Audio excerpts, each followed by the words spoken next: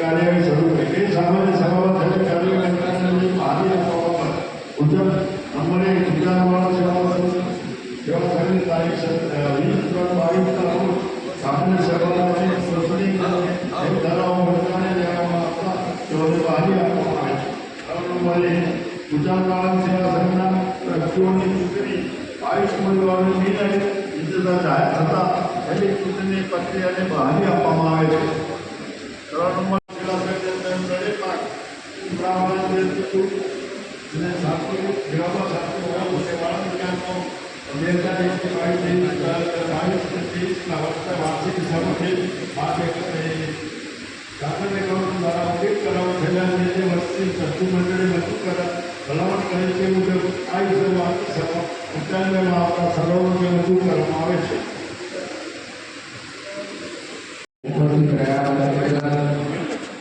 ગુજરાત વાળા સેવા સંઘ તરફથી આપણે હું સ્વાગત કરું છું.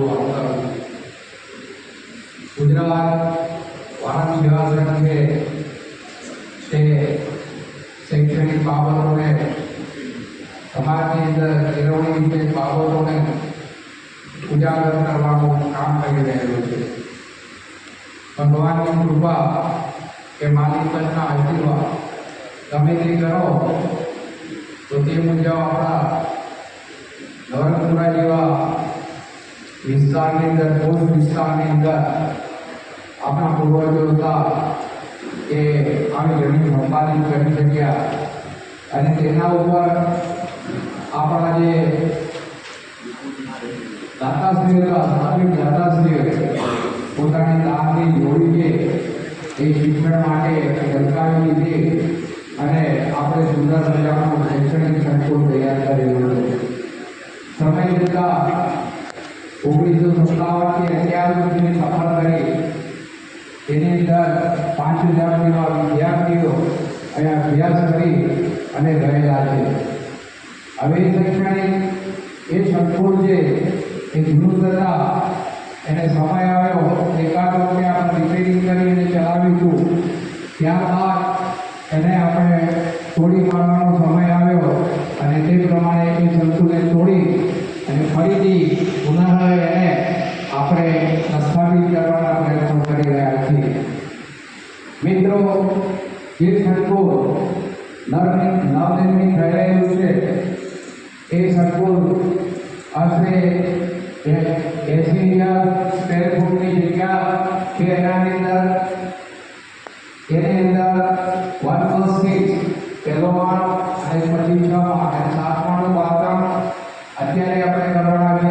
ત્યારબાદ એ બાંધકામ છે 11 માળ સુધીનું લઈ જવાના છે. આપણે 11 માળનું જ્યારે બાંધકામ લઈ જઈશું ત્યારે એ બાંધકામ 1,25,000 સ્ક્વેર ફૂટનું હશે.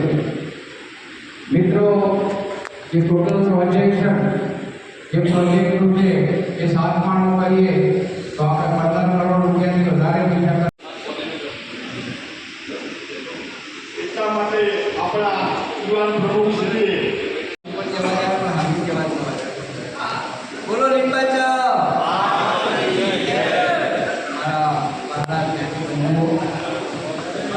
વિરાજમાન માન્ય પ્રમુખ શ્રી અન્ય હોદ્દેદારો મંત્રીઓ માન્ય સાહેબ અને તમામ ઉપસ્થિત આપણા જ્ઞાતિના મારે તો ખાસ એટલું જ કહેવાનું છે કે ગુજરાત વાળા સેવા સંઘની અંદર મેં તમને લોકશાહી પાછી આપી. આ જેને મારી સાથે જે લોકો લડ્યા છે એ બધાને હું એવું કહું કે ગુજરાત પાછળ આવ્યા છે અને એનો વધુ પાછળનો જે શ્રેય છે એ વિપુભાઈને એટલા માટે જાય છે કે વિપુભાઈએ ખેતી રીતે અમારી સાથે વાતો કરી અને અમારી બધી વાતો કેવી રીતે સમજ્યા. અને હું આપણે એવું કહું કે 2000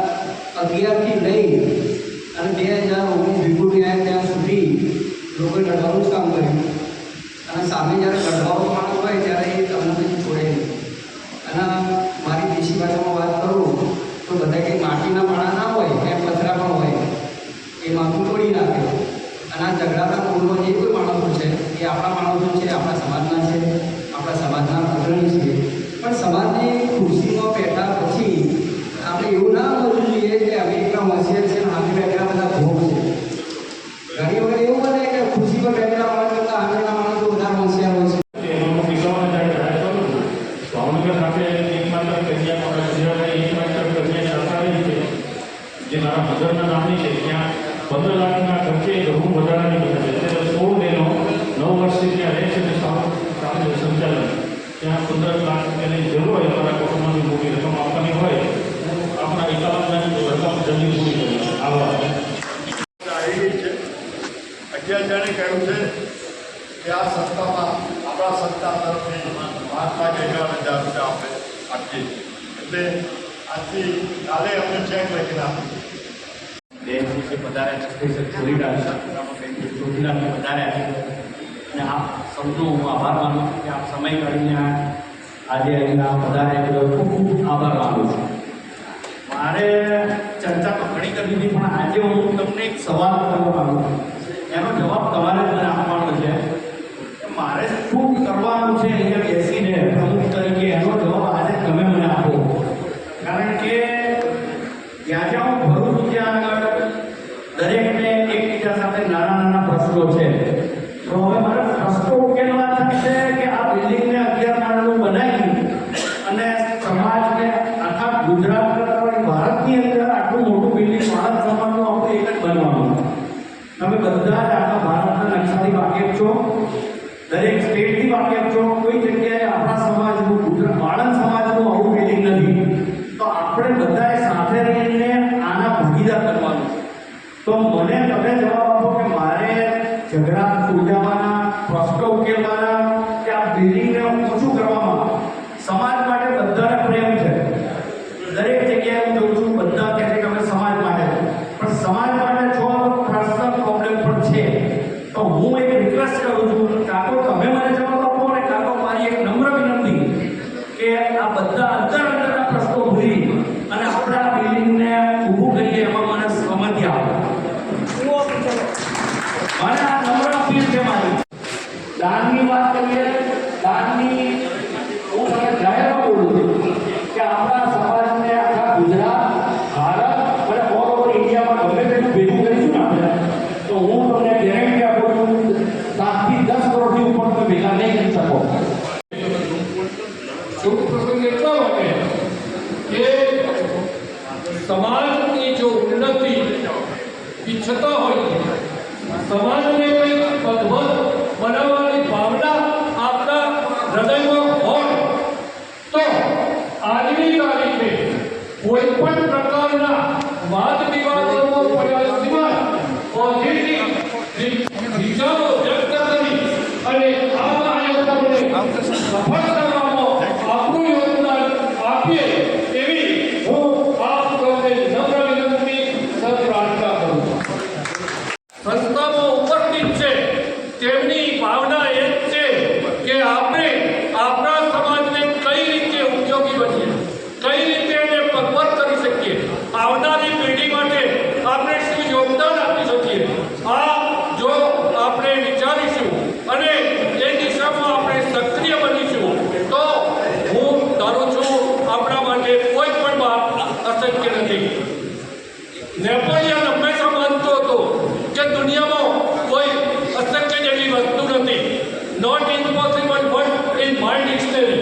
એટલે જ્યારે બી આપણે કોઈ કાર્ય લઈને આગળ વધીએ ત્યારે હંમેશા પોઝિટિવ વિચારો રાખીશું અને પોઝિટિવ વિચારોથી આપણા કાર્યને સફળ બનાવીશું.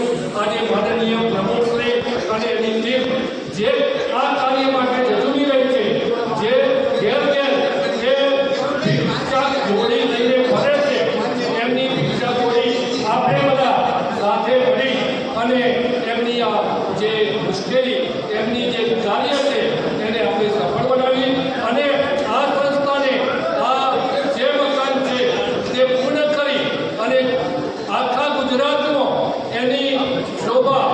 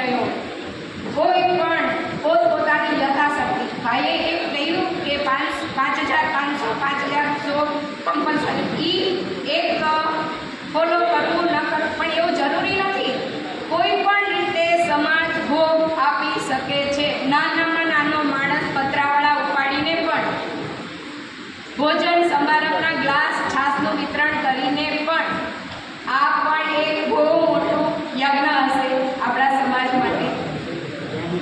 હવેના ભાવિ આપણે બધા 50 પહોંચી ગયા છે. આપણે ખૂબ સ્ટ્રગલ જોઈ લીધી.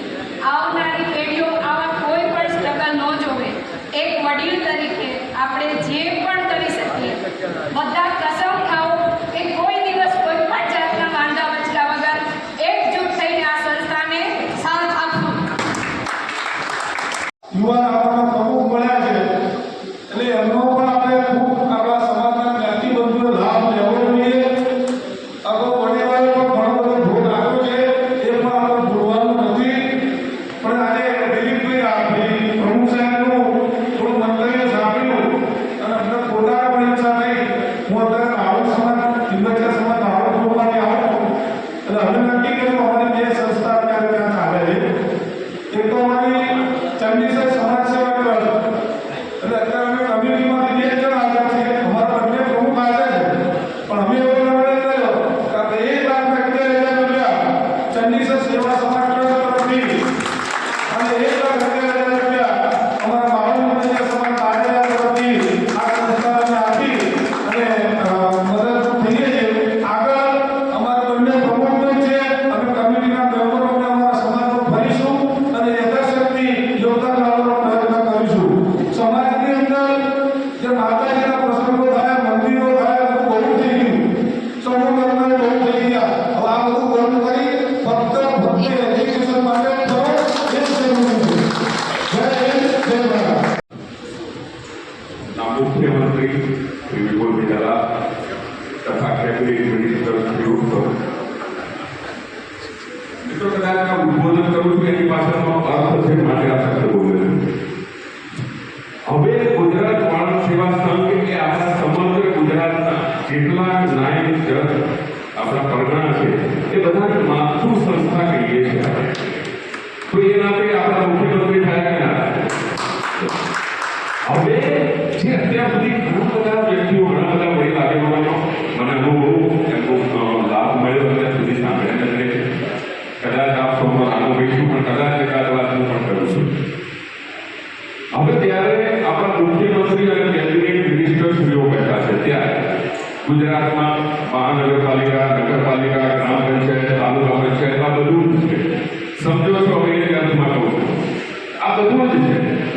હવે મને જ્યારે વિપુલભાઈ સાહેબનો એકવાર પર્સનલ 10 મિનિટનો લાભ મળ્યો હતો ત્યારે એમણે આ વાત કીધી કે આજે ફરી અમે રિપીટ કરી છે કે 1,25,000 વાળા ધંધો આપ્યા 5151 રૂપિયા આપે એટલે 65 કરોડ રૂપિયા ભેગા થાય. તે દિવસે કદાચ ભૂલથી મારાથી બોલે જોયું હું બધા ઉત્સાહમાં હતો કે સાહેબ 65 ઓછા બોલો છો 100 કરોડ રૂપિયા આપણે ભેગા કરી શકીએ આપણા સમાજમાં ક્ષમતા પરંતુ એ કેવી રીતે થઈ શકે? તો જ્યારે મુખ્યમંત્રી કેબિનેટ મિનિસ્ટરશ્રીઓએ એક ગ્રામ પંચાયત અથવા તાલુકા પંચાયતનું જે બજેટ હોય કોર્પોરેટરનું અથવા જે કંઈ કહી શકીએ એનું આપણે શરૂઆત એનાથી કરીએ છીએ. જો એનાથી શરૂઆત કરવી છે તો મારી દ્રષ્ટિએ જ્યારે ગુજરાત વાળા સેવા સંઘ એ સમગ્ર ગુજરાતના તમામ વાળા નાયક બંધુઓની માતૃ સંસ્થા હોય તો મારી દ્રષ્ટિએ આપણે દરેક જેટલા આપણા બોર્ડ જજ પરગણા છે એ દરેકના પ્રમુખ મંત્રીશ્રી જે કોઈ હોય એમણે કદાચ એમણે જે કીધું તો એમાં સંશોધન થઈ શકે તો એ નાતે એમને પણ ઇન્વાઇટિંગ મેમ્બર તરીકે અહીંયા બોલાવવા જોઈએ. એના માટે કદાચ 5-15 દિવસ જરૂર પડશે તો હું 2-5 દિવસ 10 દિવસ ફૂલ ટાઈમ આ કામ માટે હાજર છું. કદાચ એક રૂપરેખા પણ તૈયાર છે પણ કદાચ થોડો છેલ્લો સમય છે. દરેકને આપણે દરેક બોર્ડ પરગણાના પ્રમુખ મંત્રીશ્રીને જે કોઈ રીતે આ ઇન્વાઇટ કરી શકીએ અથવા આપણે ત્યાં જઈ શકીએ.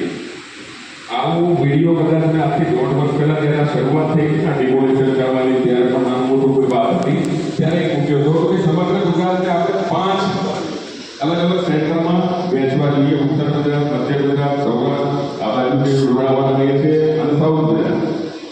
હવે 5ને વહેંચ્યા પછી 5ના જેટલા ગોળજન પરગણા આવે છે એ બધા પૂરતા કોઈ કોઓર્ડિનેટર મૂકીએ. એમનાથી નીચે જિલ્લા લેવલે જેટલા કોઈ ગોળજન પરગણા આવે છે કદાચ આજે સાહેબ બોલ્યા ને વિપુલભાઈ સાહેબ આપણા પ્રમુખશ્રી છે અને એ જે બોલ્યા એના સમયનું કામ આપણે કરી શકીએ. ઉત્સાહ આપણે બતાવવો પડે એના માટે આપણે તૈયાર રહેવું જોઈએ. આ થઈ શકે પરંતુ મેં કીધું